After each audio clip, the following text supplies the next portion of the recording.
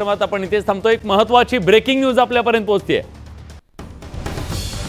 तर एका प्रवासी विमानाचं इमर्जन्सी लँडिंग करण्याच्या संदर्भातली सध्या युद्ध पातळीवर प्रक्रिया सुरू आहे आणि इमर्जन्सी लँडिंग झाले असं कळतंय आणि यशस्वीपणे त्रिचीहून शारजाहला जाणाऱ्या एअर इंडियाच्या विमानामध्ये तांत्रिक बिघाड झालेला होता। विमानाला आग लागू नये यासाठी ते कमी इंधनावर गिरट्या घालत होतं विमानतळाच्या भोवतीच आणि आता ती व्यवस्थितपणे उतरवण्याची जी योजना होती ती पूर्ण झालेली आहे। खबरदारीचा उपाय म्हणून त्रिची विमानतळावरती 18 रुग्णवाहिका स्टँड बायवर होत्या, काही ॲम्ब्युलन्स सुद्धा तिथं होत्या आणि शिवाय अग्निशमन दलाच्या गाड्या तिथं तैनात करण्यात आलेल्या होत्या। अखेर अनेक गिरट्या घालल्याच्या नंतर तिथं त्रिची विमानतळावरती हे विमान यशस्वीरित्या लँड झाले।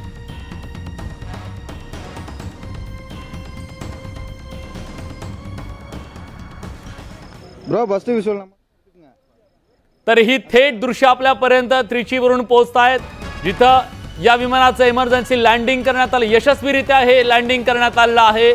खरं तर गिअरचा प्रॉब्लेम झालेला होता आणि त्यानंतर या तांत्रिक अडचणीवर मात कशी करायची हा सवाल निर्माण झाला। त्यामुळे शारजाहकडे निघालेलं हे विमान पुन्हा त्रिचीकडे वळवण्यात आलं। विमानतळाच्या भोवती पूर्ण इंधन संपेपर्यंत याने गिरट्या घातल्या, कारण खाली उतरल्यानंतर धोका होऊ शकला असता, आग लागू शकली असती आणि त्या दृष्टीने सगळी यंत्रणा सज्ज करण्यात आली आणि 140 प्रवासी या विमानामध्ये होते, त्यामुळे त्यांच्या जीवाला धोका निर्माण होऊ शकला असता जर इथं काही मोठा अपघात झाला असता, आग लागली असती तर। पण वैमानिकांनी आपलं कौशल्य दाखवलेलं आहे, सगळ्या यंत्रणांनी त्याच्यासाठी सज्जता दाखवली आणि 140 जणांचे प्राण वाचवण्यामध्ये यश आलंय असं म्हणावं लागेल। यशस्वीरित्या या विमानाचं हे लँडिंग, सेफ लँडिंग ज्याला आपण म्हणूया, ते करण्यामध्ये यश आलेलं आहे। सगळ्यांच्याच काळजाचा ठोका चुकलेला होता जेव्हा हे विमान आकाशात होतं आणि त्याच वेळी त्याचा गिअर जो आहे तो तांत्रिक बिघाड झाला। त्यामुळे आता हे विमान पुन्हा कसं उतरवायचं आणि त्याचा अपघात कसा टाळायचा याच्यासाठी युद्ध पातळीवरती प्रयत्न सुरू होते। अनेक तिथं ॲम्ब्युलन्स सुद्धा तैनात करण्यात आलेल्या होत्या।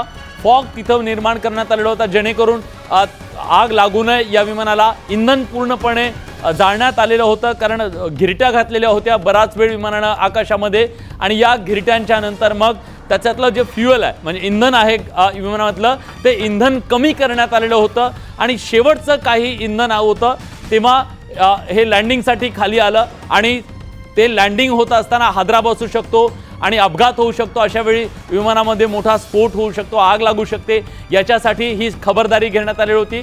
इंधन बऱ्यापैकी जाळलं गेलेलं होतं आणि त्यानंतर अखेर यशस्वी लँडिंग झालं। 140 जणांच्या जीवाला धोका निर्माण झालेला होता, पण वैमानिकानं जी समय सूचकता दाखवली, सगळ्या यंत्रणांनी ज्या प्रकारे या विमानाला यशस्वीरित्या खाली आणण्यासाठी आपलं कौशल्य पणाला लावलं, त्यांचं कौतुक करायला हवं। कारण 140 एअर इंडियाचं हे विमान होतं, 140 प्रवाशांचा जीव वाचलेला आहे। यशस्वी असं हे सेफ लँडिंग झालेलं आहे आणि अखेर सगळ्यांचा जीव भांड्यात पडलेला आहे। 140 प्रवाशांच्या जीवाचा हा प्रश्न होता आणि मोठा अपघात टाळण्यात यश आलेलं आहे। आपल्याला कल्पना आहे की जेव्हा गिअर मध्ये तांत्रिक बिघाड होतो तेव्हा लँडिंग करणं अतिशय अवघड होतं, कारण सेफ लँडिंग झालं नाही तर विमानाला अपघात होण्याचा, अपघाताच्या नंतर त्याचा स्फोट होण्याचा किंवा त्याला भीषण आग लागण्याचा धोका असतो। विमानामध्ये खूप मोठ्या प्रमाणामध्ये